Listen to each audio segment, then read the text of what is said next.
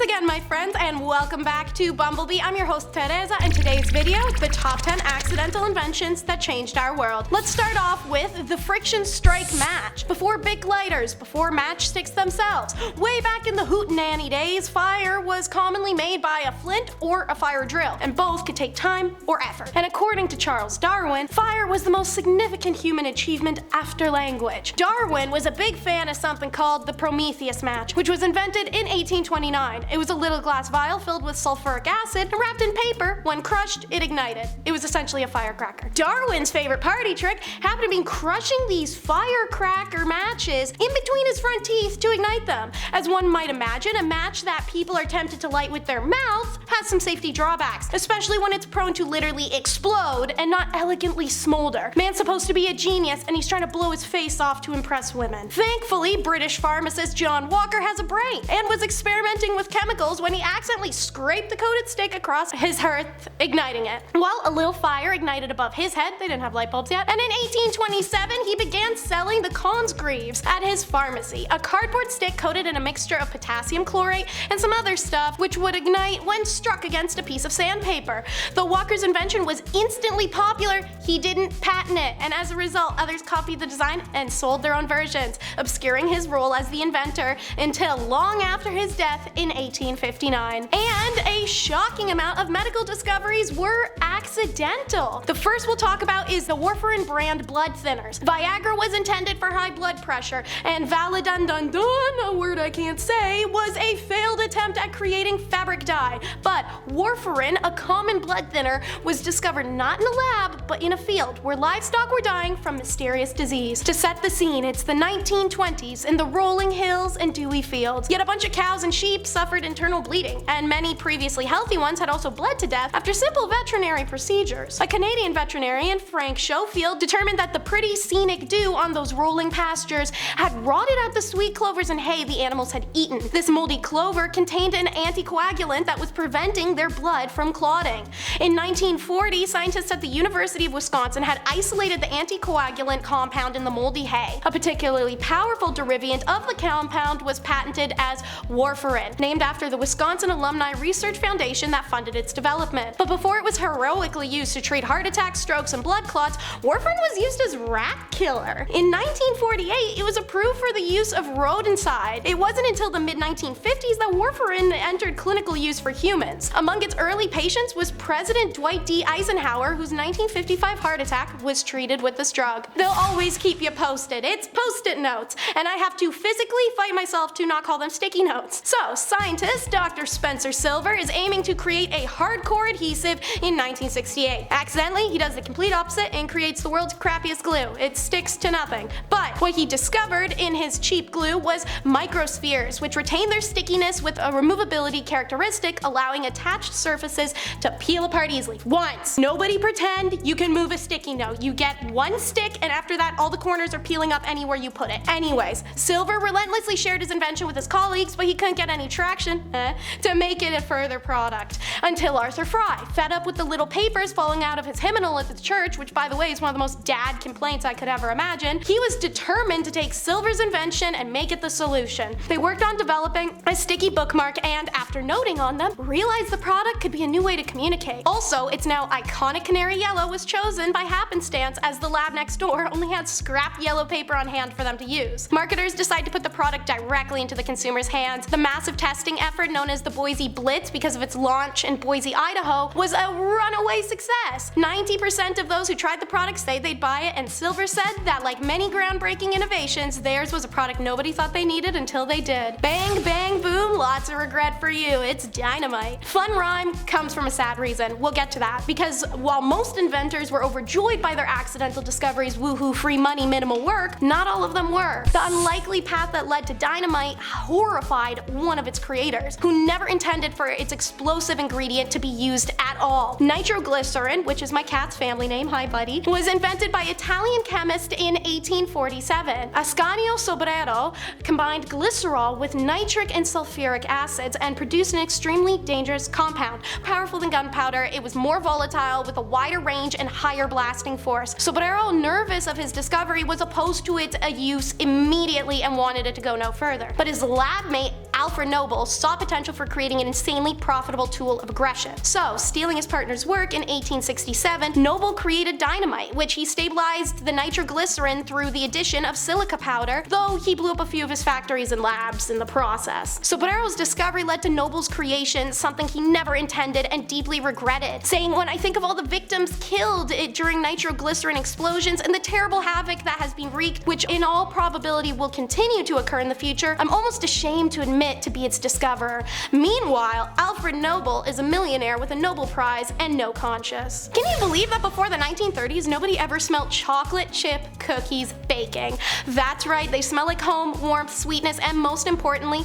chocolate. See, way back in the day, a cute little old couple, Kenneth and Ruth Graves Wakefield, owned and operated the Toll House Inn, a tourist lodge located between Plymouth and Boston, Massachusetts. Cooking all of the food for the guests, Ruth went to bake buttered drop dough cookies, which is a type of all chocolate cookie. But she found that she was out of baker's chocolate. To improvise, she chopped up a Nestle semi-sweet chocolate bar given to her by Andrew Nestle on his recent visit to the inn, thinking that the chocolate would melt and spread into the batter. The chocolate didn't melt into the batter, however. The chunks just softened in their spots, and although it wasn't what she was planning, Ruth served the cookies and they quickly became a hit. Soon her recipe was published in a Boston newspaper and then spread to other papers in New England area, making her inn and her a hit. She reached an agreement with Nestle, whose semi-sweet chocolate bar sales were rapidly growing because of her. The company was allowed to print the Toll House cookie recipe on their packages while supplying Ruth with all the chocolate she needed for the rest of her life. The rest is chocolatey chippy history. Thanks, Mama Ruth. Now that the cookies are out of the oven, it's time for you to go in. The X-ray. It's a personal joke of mine that getting an X-ray is having a limb microwaved, and funny thing is both the microwave and the X-ray were invented on accident. But anyways, on November 8th of 1895, physicist Wilhelm Conrad Roentgen was in his lab experimenting on a vacuum tube covered in black cardboard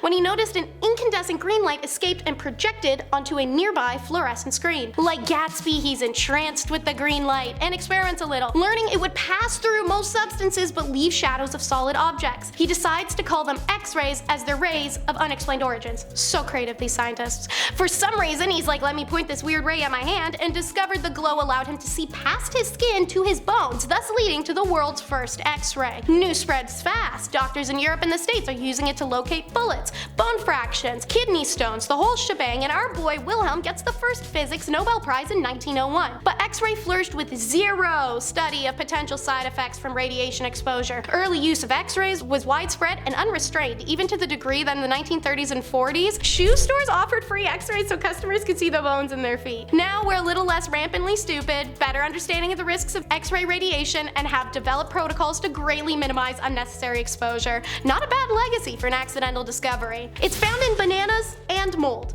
Penicillin. Before antibiotics, literally anything could smoke you. Minor infection, dead. Paper cut, dead. Bee sting, dead. You get it. Now, in 1928, Alexander Fleming comes back from holiday to realize he left a bunch of crap out that's now all moldy. But on a petri dish of bacteria, he finds mold on it, contained and stopped bacteria from growing. Jackpot. He soon identifies that mold produced as a self-defense chemical that could kill bacteria. He named the substance penicillin. Penicillin has a long journey. He first publishes findings, but peers show little interest. Undeterred, he enlists several chemists, top of their field, to help purify penicillin mold. None of them are able to succeed. So it was dubbed laboratory curiosity, and Fleming gave up on the attempts to purify it. 10 years later, Howard Florey and Ernest Chain uncovered Fleming's research and assembled a team of scientists to work solely on penicillin project. After years of trial, they developed a successful but inefficient process that produced pure penicillin and put it on trial. The Oxford laboratory opens a penicillin factory, and 6 women, known as the Penicillin Girls, were employed to farm a few precious milligrams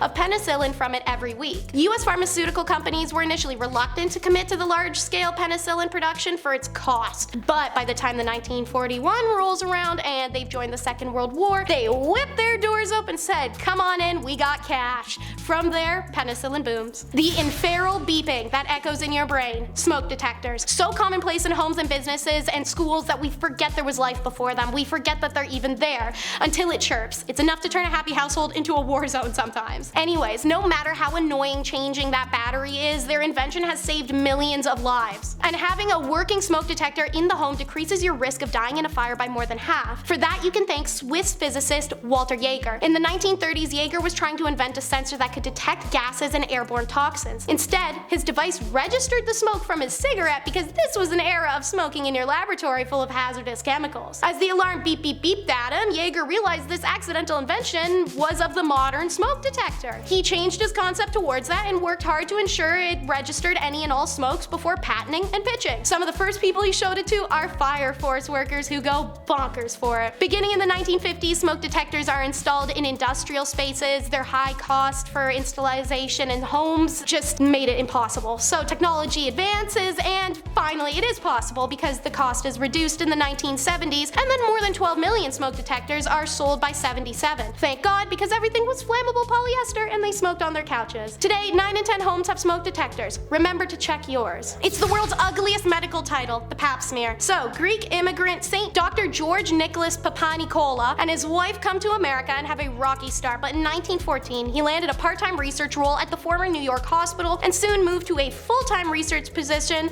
at Cornell University. George's first goal was merely track cellular changes that occur during a woman's menstrual cycle. Still, he conducted his research and he learned that a patient had uterine cancer and that her cancer cells were simple enough to examine under a microscope. In the early 1900s, cervical cancer was the leading cause of cancer deaths in women, claiming 40,000 lives every year. So it was born, the Pap smear, a procedure used to check for cancer while looking at a slide of cells extracted from inside the woman's uterus. He presented his initial findings in 1928, but they weren't widely accepted in the medical community. He continued to publish his breakthrough findings, and it took more than 20 years for that work to be accepted. This work is now the diagnosis of uterine cancer by Pap smear, and it was published in 1943. The test detailed how normal and abnormal cells could be viewed under microscope to be classified. It quickly became the standard for cervical cancer screening, and it is still the primary screening tool for cervical cancer today. It's estimated the Pap test has reduced the mortality rate of cervical cancer by 70%. So if you have a uterus, it may suck tremendously, but go get your tests. And last but certainly not least by any means was the implantable pacemaker. An engineer called Wilson Grayback was building something to record the rhythm of people's heartbeats. He reaches into his toolbox and accidentally pulled out the wrong bit of his kit and fixed it to his circuit. The circuit pulsed for 1.8 milliseconds and then stopped for 1 second. As luck would have it, that is the exact right rhythm needed to make a pacemaker, and exactly what was needed to replace the bulky, painful pacemaker machines at the hospital that were in use at the time. They were like literally shoeboxes on your chest. By running electrodes directly from his new machine into the muscle of the heart,